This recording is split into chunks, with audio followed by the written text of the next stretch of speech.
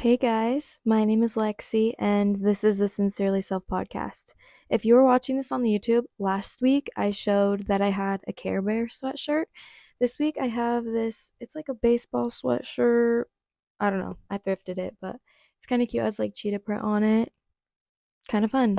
I always manage to get a little bit off track, so I'm a little bit nervous, but I'm really excited about what we're going to be talking about this week because I feel like it's something that I'm going to hit it from a different wait, wrong choice of words. I'm going to approach this topic in a more of a vulnerable way than I feel like a lot of people do. So I'm going to start this off by saying that there is a trigger warning. I will be mentioning things with eating disorders and body dysmorphia and just body image. So if those are things that are really sensitive subjects for you, I just want to give you a forewarning. And let's get right into it. I also will be approaching this mainly from a female stance, but I am very well aware that men also struggle with body image issues and with body dysmorphia and that sort of thing, self esteem. But I am not going to speak a ton on it just because I don't have the experience with that. So if you guys would like me to bring a male guest on, probably my boyfriend, and speak about just like how it is to be a man growing up and a guy growing up and going through comparing your body to others, let me know because I do have a few guy listeners. I definitely have more female listeners, so that's why I'm going to talk about the female perspective first. So, something that kind of got me thinking to do this subject, or I've been working in fifth grade a lot this week, and fifth grade is the year where I prominently remember my body dysmorphia and my body issues arising. I was like 10, I think. I grew up very chunky, which there's nothing wrong with that, but I carried quite a bit of weight. I had glasses, I had gaps in my teeth, and growing up, I just felt not pretty at all. I was very, very self conscious in myself. People would make comments. Like, I remember in middle school specifically, guys would like point, like making a joke to their friend, be like, oh, she's your girlfriend, pointing to me, like saying, like, that ugly girl's your girlfriend, like as a joke. Or they would come up to me. I was super shy too. So it's not like I had a ton of friends. Like, I was pretty shy. And they'd be like, oh, he has a crush on you to me, like making a joke out of me. Dumb shit, and it affected me for years, but predominantly in fifth grade is when I remember it happening. And so working with in fifth grade this week is so crazy to me because I'm like, I wonder how many of those kids kind of feel the same way. Like, they feel so uncomfortable in their body and how they look, and they're constantly comparing themselves to the kids around them. I remember I was pretty, like, I had some weight on me, so I remember my mom, like, okay, this is for the girlies. I remember my mom like wanted me to start wearing like a training bra when I was in fifth grade, and I felt so embarrassed. I was like, no one else has to wear these. Like, why am I so big that I have to start wearing these? And I struggled with my weight and my body image for years and years and years. And then especially in middle school, I struggled a lot with it. For the longest time, like after I had a glow up, as some would say, considered by society I had a glow up, um, I struggled so much with disliking that version of me because that version of me hated herself. And I've grown to love that version of me, the one who had to go through the bullying and the one who had to go through struggling with how she viewed herself and how she felt about herself. And I just want all of you to look back at the younger version of you, that if you went through the same thing, the younger version of you, and just tell yourself that you're proud of yourself. Sorry, I'm like getting teary eyed. Oh my God. If you know me in real life, you know I literally cry at the drop of a hat, and I'm on my period. So, literally, like talking about this, I'm getting watery eyed. But I really, really challenge you to grow to love that version of yourself even more, because that version of you would be so proud of who you are now. That was kind of a tangent, but once you've grown, and I mean, I still struggle with my body image like quite a bit, but like, I have self-esteem now. I had no self-esteem then. So give that version of yourself love. Um when you have changed, like you've gone through puberty and your appearance has changed and now society views you as beautiful, it's so easy to hate the version of you that society viewed as ugly, even though you're still you. Like, Billie Eilish's song is like, oh, I don't remember what the song is called, but the lyrics are like, but maybe the old me is still the real, or maybe the old me is the real me, and I think she's pretty. Like, I know that's not exactly the words. I cannot remember them for the life of me right now. And Billie Eilish like wrote it about how people bullied her for being bigger, and then she lost all the weight and people were like, "Wow, she's doing amazing." And she's like, "Well, maybe I actually genuinely was my happiest then.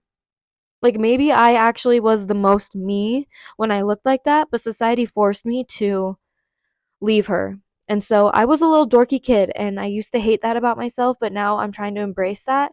And I feel the most me when I embrace those aspects of me. So I really, really challenge you to embrace that version of you because she made you who you are. And what is beauty without substance, right? That version of you built character and so much character. And that is what makes you a beautiful person, not what you look like and not what society views as beautiful.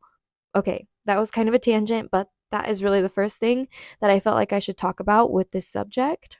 I want to talk about with body image, and I'm going to touch on eating disorders next. I went through having anorexia when I was 18. It was 2020, COVID was going on, there was so much going on, and honestly, it was kind of glamorized on social media to be having a horrible eating pattern and to not be eating. It was glorified. And so I didn't. And I got skinnier and I got skinnier. And that's when I realized, well, I didn't know at the time, but after I recovered, I realized I developed body dysmorphia through that too. And body dysmorphia is pretty much when no matter how you actually look, you your mind like warps it and you view yourself as looking a different way. So like I was like 115 pounds, which was like the lowest weight that I had been. And it was not in a healthy way, right? So I was losing muscle too. And I looked very, very thin. And for me, like looking at myself, I felt like I still looked fat. Okay, this is really vulnerable, but I don't know if you guys have ever taken videos of yourself because you feel like your body looks one way and you have to prove to yourself that it looks another way. I started doing that. And in those videos, my face is like sunken in and everything. And I did not even realize until I got out of it. And then I was like, what the heck? And I recognized how I was viewing myself or how my mind was warping it was not really how I looked. And so if you're going through body dysmorphia, I feel like it's a lot of people who do. And it's kind of a lifelong thing. I still struggle with it. I still have to tell myself, okay, I do not look as big as I feel like I do. I do not look as big as I feel like I do. And I struggle with endometriosis. And so I will have severe bloating that sometimes makes me gain like up to 10 pounds in bloating, but it'll go away in a few days. But while it's happening, like, oh, I struggle with how I look so bad. And so if your weight fluctuates or if you struggle with like how you view your body, I feel you. I'm here for you and it's okay. The biggest thing that I did to be able to get through the body dysmorphia aspect, I mean, I still have it. I still do it, but I've kind of taught myself that, like, you know what? Like, it's okay.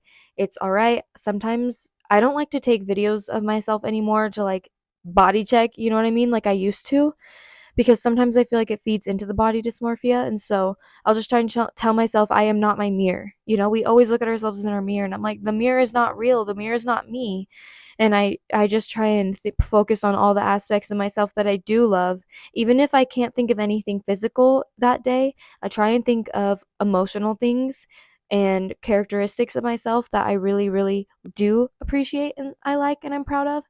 And usually that kind of helps me calm it down. So if that's something that you struggle with, I really, really recommend just finding a trait in yourself, even if you can't think of one physical that day because you're really struggling that day.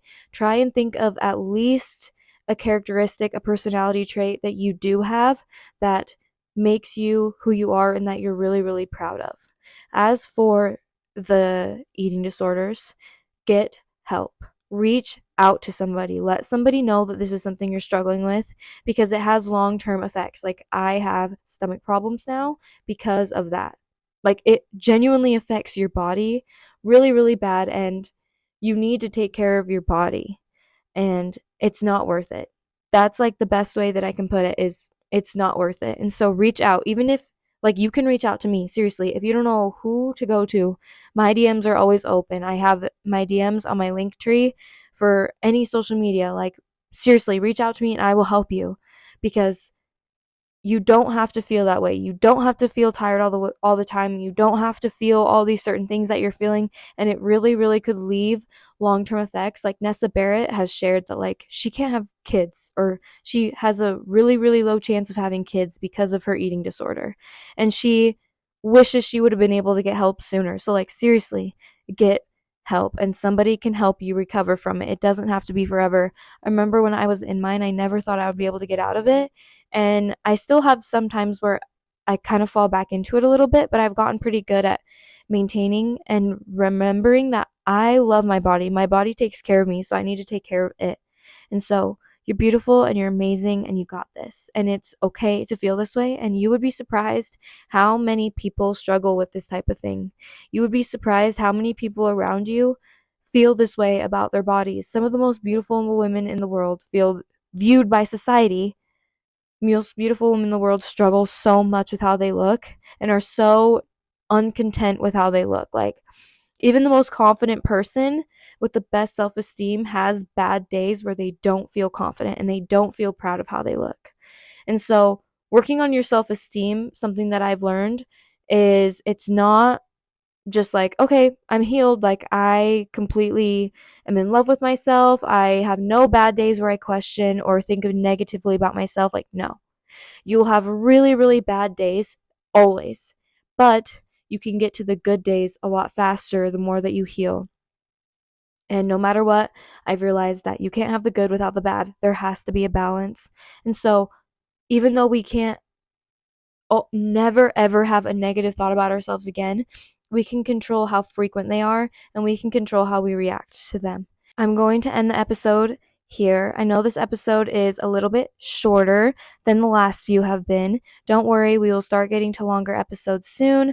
I just wanted to post a few shorter ones because when I first started posting podcasts, my episodes were around like 16, 17 minutes, seriously. And a lot of people did like that. And then I started doing longer ones, like 30 minutes. I don't know. Let me know if you guys like the longer episodes or if you like the shorter episodes. I mean, obviously the shorter ones are easier for me to edit, but the longer ones, I don't know. I think it's kind of fun. It's just a little bit more chatty, and so let me know. Every time I have a guest, I will probably have a longer episode every single time, just because I want to get as much in that episode from this amazing person as I can. I do have a few collaborations coming up in the next month. So in October, I have a few, and I'm very, very excited about them. And I think you guys will be really excited about it.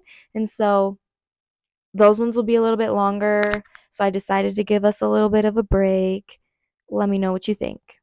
If you liked this episode and you are only listening to it, this one is available on YouTube. I'm starting to get more consistent with the YouTube. I'm also starting to get more consistent on TikTok. I made a TikTok for Sincerely Self, so if you want to follow it, it's always in the bottom of my link tree. There's a little TikTok emoji. If you click that, you will find it. I also post clips of the YouTube on Instagram, so that's another place that you can look for it. And if you are watching this on YouTube and you want to listen to the podcast version, I have that linked in my link tree. It's available on all platforms. I'm pretty sure Google Podcasts is not available anymore, but it's available on iHeartRadio, Amazon Podcasts, Apple Podcasts, Spotify, all of the ones that you can think of, Anchor. It's available on all of them. So I hope you guys liked this episode. If you did, let me know. And let me know some topics that you guys want to hear about.